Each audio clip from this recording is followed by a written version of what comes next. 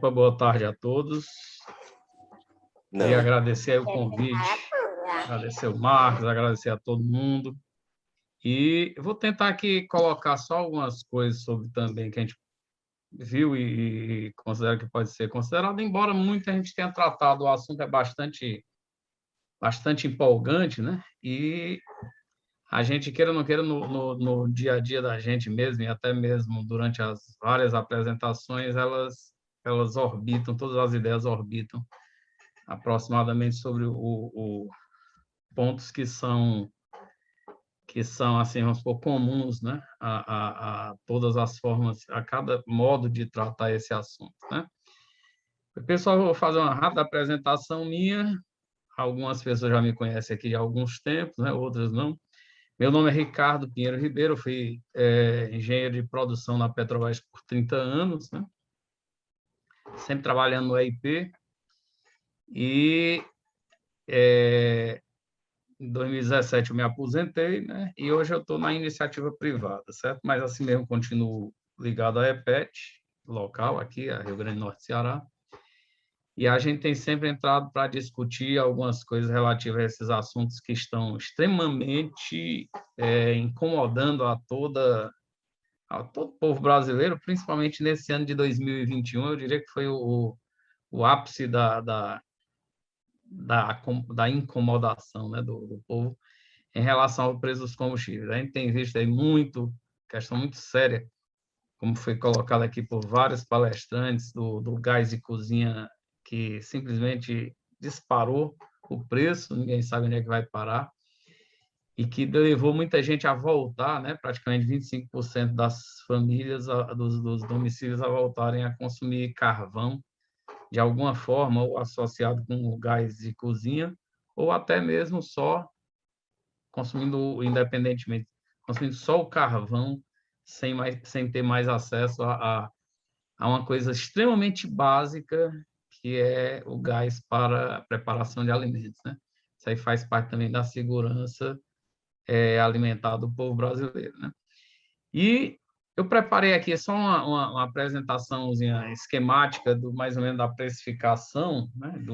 Na verdade, da ideia de precificação, não só do petróleo, mas, logicamente, depois entrando no tema do petróleo especificamente, que é para a gente levar a algumas discussões que nós temos tido aqui muito no estado do Ceará.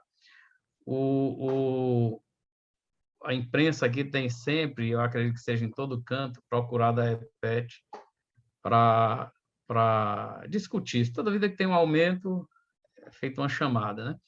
E a gente tem participado, colocado alguns artigos, dado algumas entrevistas para os vários órgãos de imprensa daqui, que sempre tem quase que alugado a nossa participação, tem sido o jornal O Povo, que é um dos principais jornais aqui do estado do Ceará, e eles têm questionado bastante a posição, logicamente, da Petrobras, porque a Petrobras é quem está à frente, né, da política de preços da gasolina e do diesel, principalmente. E a gente sempre tem tentado colocar para eles que justamente não é a Petrobras necessariamente quem define a política de preços vigente hoje no país. Então, eu vou fazer aqui agora a compartilhamento aqui da minha tela, aqui da apresentaçãozinha, para a gente começar a discutir. Não sei se já está aparecendo para todos. Eu vou colocar aqui na modo apresentação. Está dando para ver?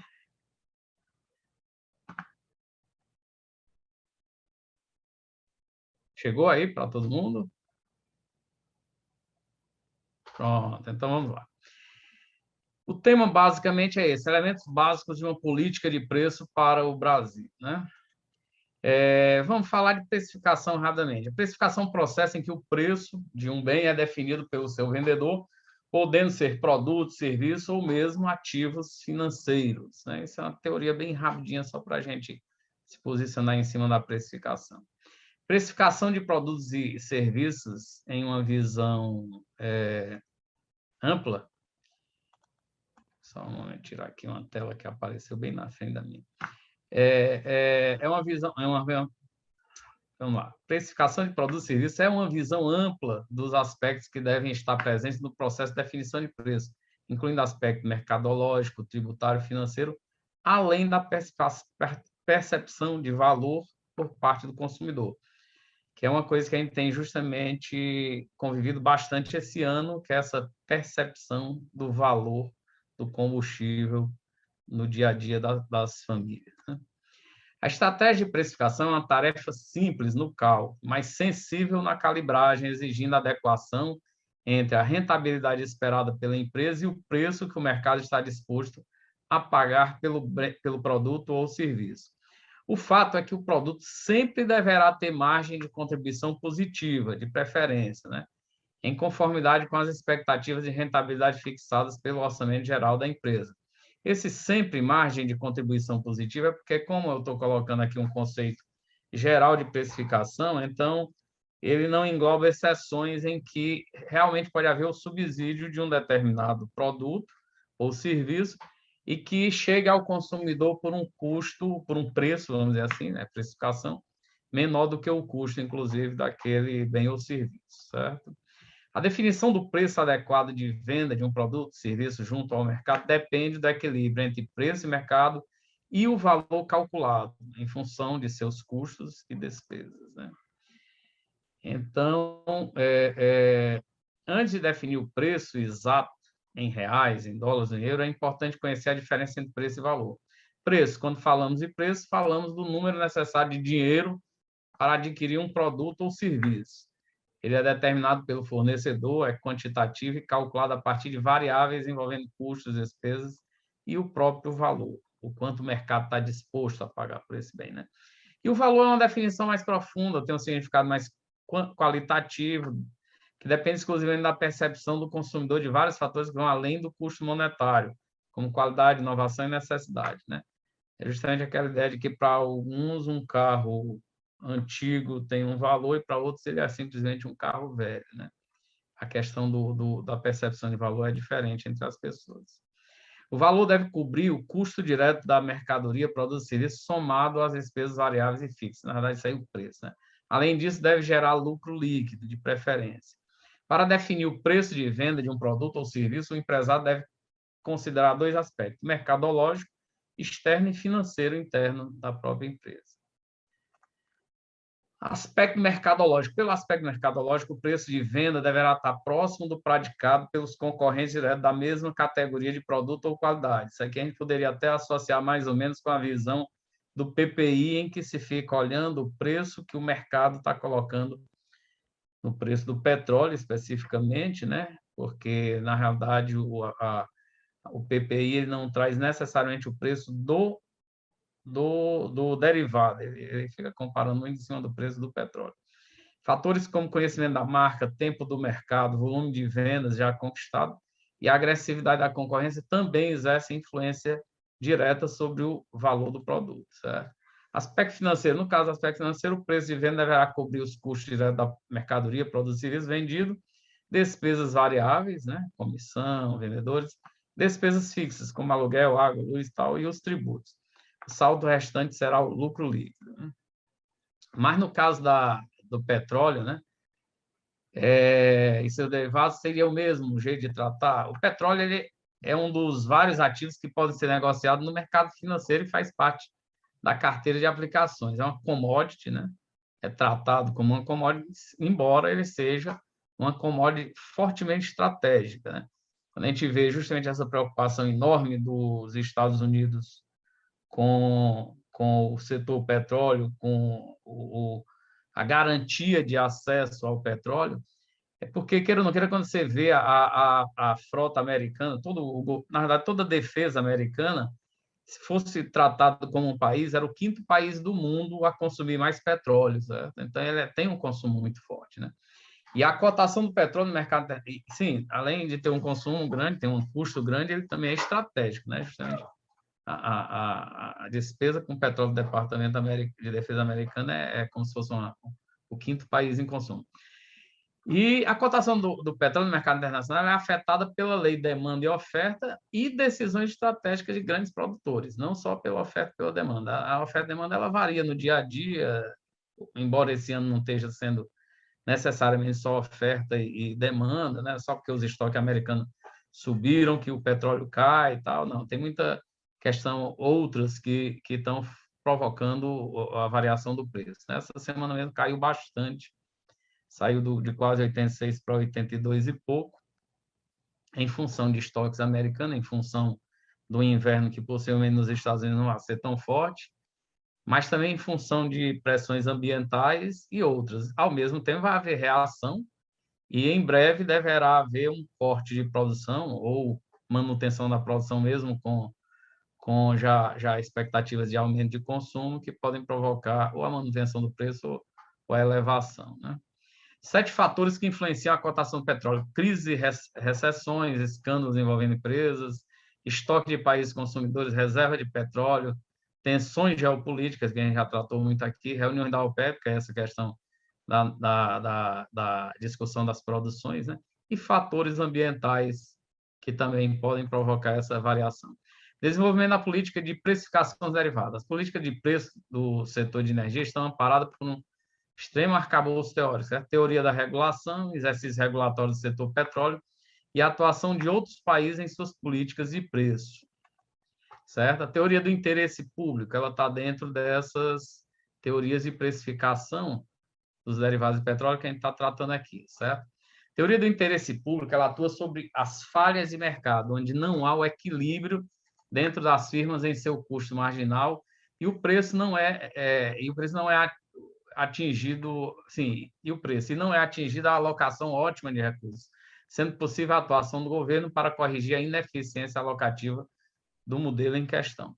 Viscusi aponta que o setor analisado será tratado como um monopólio natural ou como um gerador de externalidades. Até 1970, o campo teórico da regulação buscava estipular aspectos normativos e positivos de forma simultânea.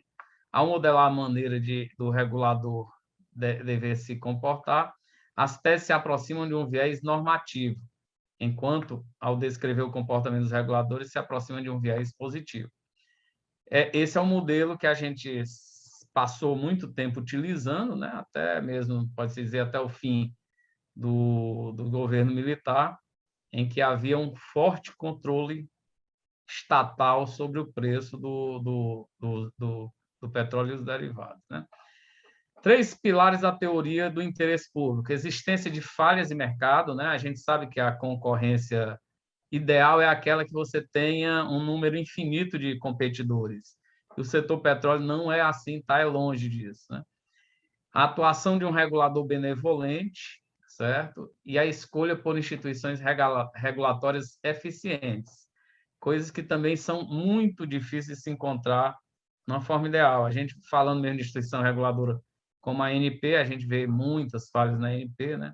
E em várias outras instituições regulatórias aqui do Brasil também, que muitas vezes elas estão mais a favor do empresariado envolvido naquele setor do que mesmo do consumidor final.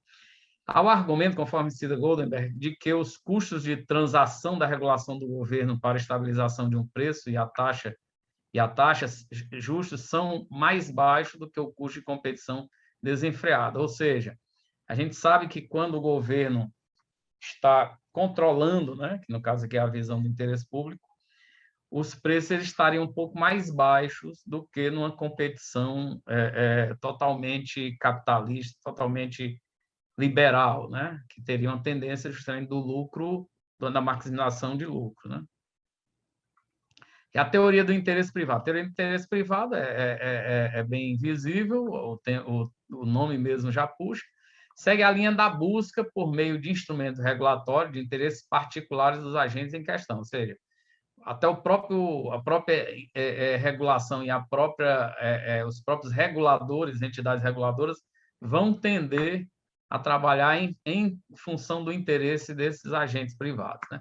Nessa discussão surge a teoria da captura, a qual define que os reguladores tendem a ser capturados pelas empresas, dado que estas contêm a informação e incentivos no decorrer do processo de conhecimento, partindo do interesse público para o interesse privado com o passar do tempo e o aumento do poder da influência da empresa. Isso aqui é Hertog em 2010. Isso a gente vê claramente nesse processo atual em que a gente está passando, né? Que o interesse, às vezes, de governo, ele se confunde mais com interesse de mercado ou de empresas do que com interesse público. A teoria do interesse público derivou em questões contraditórias, tanto no campo empírico quanto no campo teórico, o que a tornou insuficiente mesmo, desencadeando um processo de revisão teórica. Em contraste, o debate teórico visualiza o desenvolvimento da teoria da captura, deixando de lado os princípios do interesse público. Ou seja, o interesse privado ele é totalmente mesmo oposto ao interesse público na precificação dos derivados e do petróleo, certo? Aí é onde entra uma terceira posição, que vai ser a teoria da regulação, que é o que se deseja que seja feito em um mercado em que não há um monopólio estatal do petróleo, por exemplo, ou que não há um bom acompanhamento, mesmo que estatal, do setor, certo? A teoria da regulação apoiada na defesa do interesse público. É possível descrevê-la como a atuação do governo, direta ou indiretamente, no mercado, face à existência em alguns setores de características que estão ligadas ao interesse público. A essencialidade do produto, no caso petróleo, né, com pouca margem de substituição, dificuldade dos ofertantes de produzir a quantidade e a qualidade necessária, produzindo falhas de mercado. Por último, incapacidade do mercado de equilibrar a relação consumidor e produtor. Partindo do ponto acima, o Estado, com o pano de fundo do interesse comum, busca a maior eficiência alocativa e produtiva neste mercado analisado, né? Isso aí a gente tem que ver que é o que a gente tem falado aqui desde cedo, né? Que é a busca justamente de um Estado forte sobre um mercado não muito bem acomodado, um mercado sensível a muitas decisões, sejam públicas ou privadas, né? A teoria econômica da regulação ela ganha corpo após 70, justamente, como a gente tinha falado antes, né? E busca justamente um modelo de interesse público, né? Define procura formalizar diversas contribuições acerca do comportamento político e econômico, né? Ela busca também evitar, né, regular para que não haja uma busca do lucro máximo das empresas, né? E, no caso, também evitar, se for o caso, o monopólio de empresas controlando determinados setores do fornecimento de combustível, né? O mercado competitivo pode ter interferência de uma forma, de uma competição imperfeita, né? Por ineficiência alocativa e produtiva. Os efeitos da oferta e do poder da entrada e saída de firmas atingem o preço de forma a induzir a intervenção de medidas regulatórias, cujo resultado depende de diversas variáveis não reguladas que interferem na eficiência ou não dessa política, né? O governo adquire ganhos com diversas formas de regulação, desde a legislação antitruste até a escolha de produtos substitutos ou complementares de setores específicos. A regulação é buscada pelo governo, já as empresas vão buscar atender os seus interesses individualizados em pequenos grupos, menores custos de transação, homogeneidade e um menor custo de free rider, né? Então, o que a Petrobras, a Petrobras, o que no caso, passei aqui. A Petrobras, o que é a empresa de economia mista ou de capital aberto? Ela seria o quê, né? Uma empresa de economia mista é uma empresa estatal que tem a finalidade de prestar um serviço público, certo? É chamada de economia mista, pois, além do investimento público, também recebe investimento privado. Exatamente a forma da Petrobras desde que foi criada, né? Esses investimentos são feitos por meio de compra de ações negociadas na Bolsa de Valores, como a gente já falou desde muito cedo. Essas ações podem ser compradas por qualquer indivíduo ou empresa que tenha interesse em investir na Petrobras. Como a Petrobras é estatal, a maioria das ações estão em poder de quem? Das ações de controle devem estar sob o controle do mercado do Estado brasileiro, pois dessa maneira ela garante um certo poder sobre as decisões da companhia, coisa que temos visto também regularmente, mesmo quando às vezes ela não busca garantir a questão pública, né? A visão pública do controle. Todas as outras ações podem ser livremente negociadas na Bolsa de Valores, certo? E como a gente estava falando também desde cedo, né? Isso é informação da própria Petrobras, os sócios, ele tem o capital social da Petrobras está dividido mais ou menos nessa forma aí, né? Isso aqui é da própria página da Petrobras, certo? É coisa recente. 20,46 são investidores brasileiros, 36,75 é o grupo de controle, né? São as ações que têm controle da empresa, e aproximadamente 43% são investidores não brasileiros, certo? Empresas e mesmo fundos de investimento de outros países, né? A gente pode dizer, quando vê essa questão, e entrando já mais dentro da nossa linha de pensamento, que a quantidade de sócio é desprezível comparada aos consumidores, diretos e indiretos, que é principalmente o povo brasileiro, né? Então, vamos lá. O modelo atual de gestão privilegia o investidor. A Petrobras aprovou hoje no caso, dia 28 do mês passado, o pagamento de antecipação da remuneração aos acionistas relativa ao exercício de 2021. Isso é uma notícia de jornal, sabe, no Valor Econômico. No valor total de 31,8 bilhões, cerca de reais, né? 31,8 bilhões de reais, cerca de 6 bilhões de dólares. Equivalente a 2,43 reais bruto por ação preferencial e ordinária em circulação. Esse valor se soma aos 31,6 bilhões anunciados em agosto, totalizando 63,4 bilhões, cerca de 12 bilhões de dólares, em antecipação aos acionistas relativas ao exercício 2021.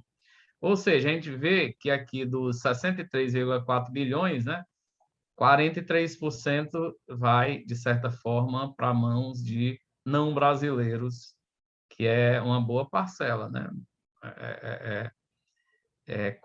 Um pouco mais e estaria atingindo metade do valor. Ora, esse dinheiro está sendo drenado da economia brasileira, né?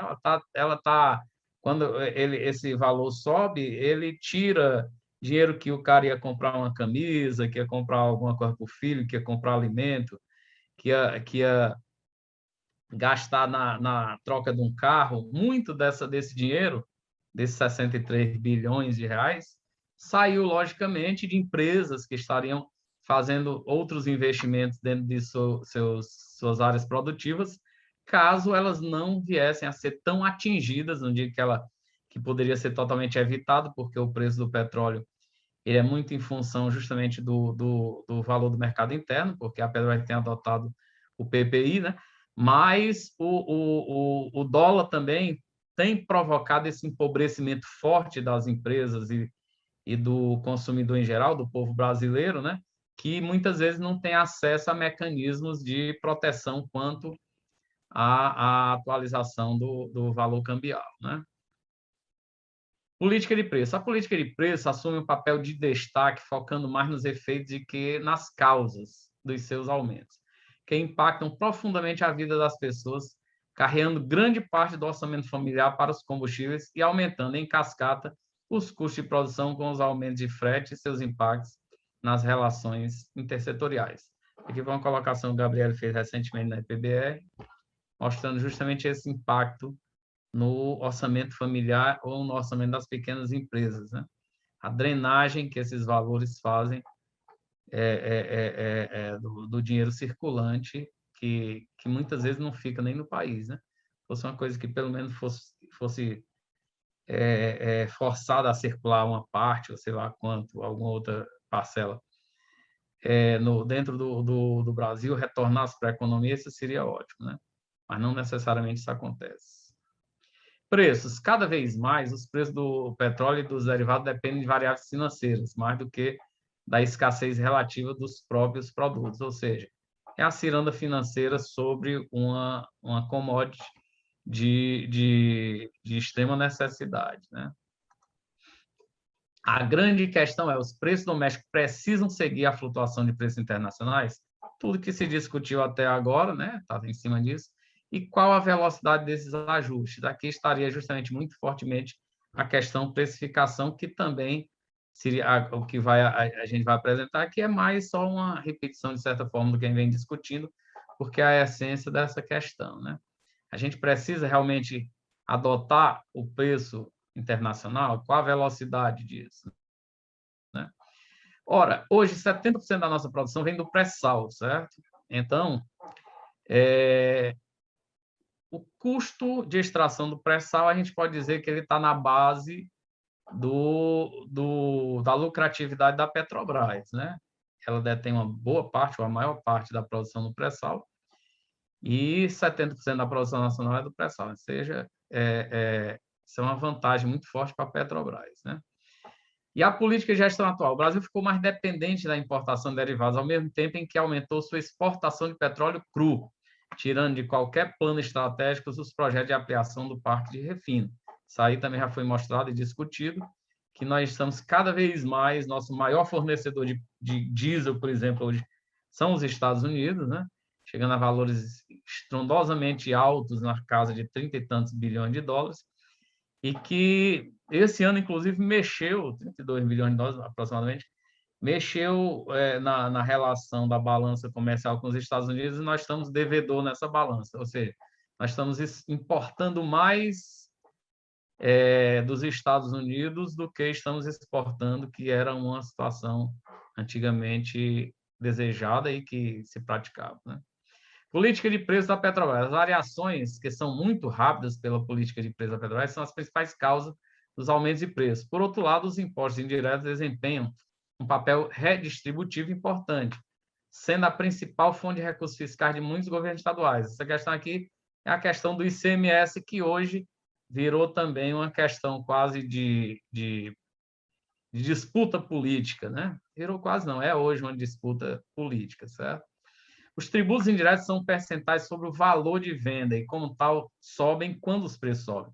Mas, como proporção, não podem ser responsabilizados pelo próprio aumento de preço. Ou seja, o preço não necessariamente é elevado ou reduzido por causa das alíquotas dos tributos, né? Eles são afetados, os tributos são afetados, mas não necessariamente são eles que afetam os preços dos combustíveis.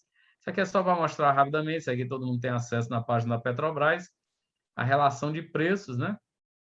E o valor que sempre a Petrobras e o Bolsonaro está sempre colocando e tal, que são os preços aqui, realização Petrobras, em que mostra a forte impacto no GLP, no diesel também, certo? 40 e poucos por cento do valor do diesel, quase 50% só do próprio diesel, né? E na gasolina um pouquinho menos, porque o ICMS toma uma parcela maior quando se junta com o etanol, certo? Mas, diferentemente do que o governo diz, quem empurra os preços para cima não é a margem de distribuição, não é o ICMS, não é o PIS, PASEB, COFINS, não. Esses daí são impactados.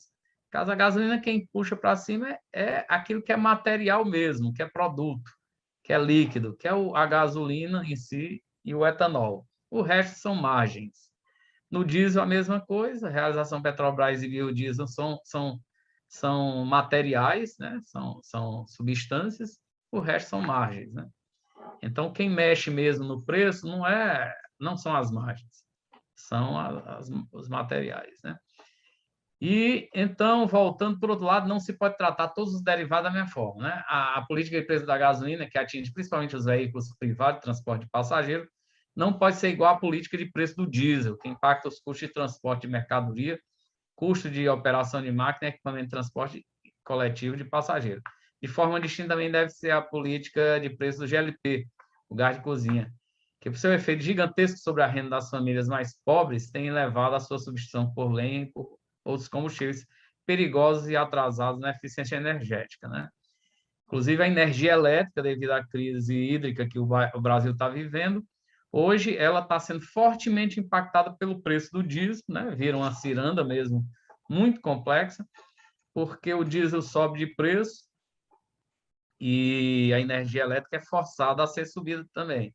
como não está subindo o que deve ser subido de energia elétrica, está ficando uma conta muito forte para o próximo ano, que já se sabe que vai ser bem mais, a energia vai ser bem mais cara, né? As bandeiras, principalmente, que é quem mais pesam sobre hoje a conta de luz, elas vão ficar bem mais pesadas no próximo ano para poder pagar esse saldo que está ficando para trás, porque o governo não quer transferir imediatamente para o preço da energia a conta de hoje quase 25% da geração de eletricidade baseada em energias fósseis, né? Principalmente de petróleo.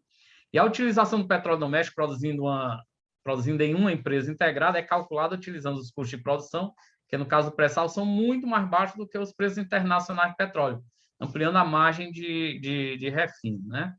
Aqui é correto afirmar, isso aqui inclusive da própria EPET, né? O Felipe que colocou, que disponibilizou, é correto afirmar que existem outros custos de exploração e produção, além dos custos operacionais de extração, mesmo se incluído o custo de afretamento e participação governamental. Pode assumir conservadoramente que o custo de equilíbrio hoje estaria em torno de $25 o barril. Isso aqui ele se repete em muitas empresas privadas também de pequeno porte, certo? Que compraram ativos recentes da Petrobras. Eles normalmente operam com custo de extração mais baixo, principalmente esses terrestres. O mar praticamente não teve sucesso. E eles produzem de 25 para baixo também. Somado ao custo de refino, também conservador, de $2 por barril, se totaliza o custo de $27 por barril, suficiente para arcar com os custos operacionais, juros, imposto seguro, depreciação e amortização. Temos o custo total de R$ 0,90 por litro de combustível produzido em comparação com os preços paritários de importação, proporcionam lucros superiores a 100%, o que não se justifica para uma companhia estatal cujo objetivo de criação e prática em período praticamente integral de sua história foi abastecer o mercado brasileiro com custos possíveis. A Petrobras ela já tem anunciado que desse valor de extração do pré-sal, isso é informação pública da própria Petrobras recentemente, ela está produzindo o pré-sal em média a $2,98 por barril, certo? Um pouco mais baixo até do que o Siqueira tinha colocado. E isso mostra que justamente essa margem, $25 quando você coloca aí, é porque ainda tem áreas de produção mais caras, como a Bacia de Campos, como outros ativos offshore no Brasil, ou mesmo offshore em áreas um pouco mais de maior custo de produção, por causa de técnicas de produção mais caras mesmo, como injeção de vapor e outras coisas. Mas o custo de extração do pré-sal hoje é um dos mais baixos do mundo, né? O mundo mesmo, baixa, ele bate em muitos, a produção de muitos campos de árabes, né, de produção na Arábia, e é por isso que também ele tem existe essa ganância enorme de muitas empresas estrangeiras de passar um pouquinho a mão no pré-sal para poder ganhar quase que de graça a tecnologia que foi desenvolvida pela Petrobras, né, e ganhar também na produtividade que hoje já está consolidada, já sabe como fazer, e eles, logicamente, gera esse grande interesse, né? Mas vamos lá. A possibilidade de utilização do petróleo nacional nas refinarias que tiveram investimentos em aumento de sua capacidade de conversão, realizados no período Lula-Dilma, cria mais um colchão para amortecer as flutuações de preços internacionais nos preços domésticos, sem chegar a dar prejuízo aos acionistas. Ou seja, mesmo que a gente estivesse produzindo e vendendo os derivados bem mais baratos do que o que estão hoje nas bombas, a gente ainda estaria tendo um lucro bastante alto. O problema é que muitas vezes, devido justamente à colocação de papéis em bolsa de valores e principalmente as estrangeiras, existem exigências de que a gente tem que seguir valores, né, de precificação baseado nesses custos internacionais, e isso, caso a Petrobras não cumpra, não siga, ela pode ser vista como se essa diferença, que na verdade não é uma diferença negativa, mas como teria uma diferença entre um mais alto e um valor mais baixo, mas todos dois positivos, essa diferença seja tratada como se fosse um prejuízo que a Petrobras estaria tendo. Isso aí, inclusive, não está sendo tratado nem pela imprensa, nem pelo governo dessa forma, logicamente existem interesses em relação a isso, mas o diesel mesmo está com 19% de defasagem, com todo esse aumento que a gente tem tido, né? O diesel ainda roda aqui no Brasil, ainda é vendido com 19% de defasagem, porque ele não está, principalmente depois da saída do Castelo Branco, não está acompanhando exatamente o PPI, e a gasolina, com mesmo esse aumento muito forte que teve há 2 semanas, há 1 semana e meia atrás, ela ainda está com cerca de 9 a 10% de defasagem, certo? Então, isso aí, se fosse outros tempos, já estariam dizendo que a Petrobras estava acumulando prejuízos, porque ela está vendendo caro, mas ela não está vendendo no preço que ela poderia estar vendendo mais alto. Ou seja, a gente está justamente dentro daquela precificação com a visão privada do preço dos derivados, né? Aqui é uma evolução de custo médio de extração e refino, só para a gente ver rapidamente, né, que a gente tem uma tendência aqui de queda, inclusive, do preço de extração. Aqui, no caso, ele é líquido, ele não é aquele de 25, porque aqui não está entrando questões como impostos, financiamentos e tal. É o custo de extração médio. E isso aqui é 2019 também, e o nosso custo de refino, certo? Então, a gente tem uma vantagem muito grande que a gente poderia estar vendendo. Se não fosse a obrigatoriedade de seguir acordos, PPI e outras correntes que são colocadas em cima da Petrobras, a gente não teria, se a gente tivesse produzindo qualquer coisa na faixa aí de $20 o barril, ou 30 ou 40, a gente estaria tendo um lucro ainda bastante alto. Mas quando se vende hoje fora dessas faixas, é tratado como prejuízo, certo? Que é só para lembrar que esses dados são da própria Petrobras, certo? Ela mesmo disse que 70% da produção já é do pré-sal. E Vargas aponta que os países em desenvolvimento tendem a adotar controles na precificação de derivados de petróleo e indica como mecanismos adequados para a suavização de preço, certo? Para a economia brasileira, a utilização conjunta de bandas de preços com fundos de estabilização e alíquotas variáveis de imposto, conforme previsto na CID, é uma ferramenta possível de ser utilizada novamente para controle de preços internos. O CID seria mais como uma forma de, isso é previsto constitucionalmente, né, também, mas uma forma de suavização, formação de um caixa para que fosse feita a suavização de preço. Uma coisa só que acontece na precificação com a utilização de algumas dessas ferramentas de estabilização é que elas funcionam muito bem quando o preço está extremamente variado, subindo e descendo, subindo e descendo. Mas quando o preço está só com a tendência de subida, a tendência vai ser do preço ficar penalizando o consumidor por muito mais tempo, mesmo com uma fonte de estabilização, certo? O problema hoje desse ano, principalmente, a gente pode colocar isso como um dos problemas, e o outro é a questão do câmbio, né? A questão do câmbio é o empobrecimento do brasileiro, não tem jeito. Cara, o PIB, ou a riqueza do povo brasileiro, até 2 anos atrás valia tanto, hoje vale metade. Todo mundo perdeu o valor, todo mundo perdeu o dinheiro, todo mundo ficou mais pobre, né? Em relação ao dólar, a não ser aqueles que se protegeram com investimentos em dólar. Mas, sendo investimentos em reais, a gente teve uma tendência a uma queda de capacidade de compra, né? E nenhuma dessas ferramentas seria suficiente para vencer a parcela relativa à defasagem devido ao câmbio. O processo de mudança na sistemática de formação dos preços derivados do petróleo no Brasil, de um modelo de regulação governamental de preço para um sistema de vinculação do preço interno ao preço internacional, ocorreu num contexto econômico mundial bastante singular, onde o ideário liberal e globalizante, com seu modelo de privatizações, flexibilizações e abertura de mercado, impactou diversos países por todo o mundo, tendo sido amplamente desenvolvido no Brasil. A abertura dos mercados diminuiu o controle governamental sobre as estruturas econômicas do país a favor do mercado em prol de uma suposta maior eficiência. Aqui é só, basicamente, como a gente está falando de, sei lá, qual modelo se utilizaria de precificação, né? Nós tivemos, até algum tempo atrás... Ricardo, Oi. não queria ser chato, sua apresentação está maravilhosa, mas eu estou preocupado com o horário. Falta Está bem muito? pertinho, são Ah, uns 3 ou 4 slidezinhos. tá. Aí a matriz comparativa entre os sistemas de formação de preços derivados antigos, né? Antigo regulado pelo Estado, o preço, né? O preço de realização regulado pelo Estado, equalização de preços, preços nacionalmente equalizados, impostos e contribuições ao longo da cadeia produtiva, e assim vai, né? E margem de revenda eram reguladas também, né? Margem de distribuição reguladas. Existia uma forte presença do Estado controlando os preços. O sistema atual não é preço internacional com variação cambial, sistema de desequalização de preço, substituição tributária na refinaria, subsídio amparado no PPE, o PPE estava até em desuso, né?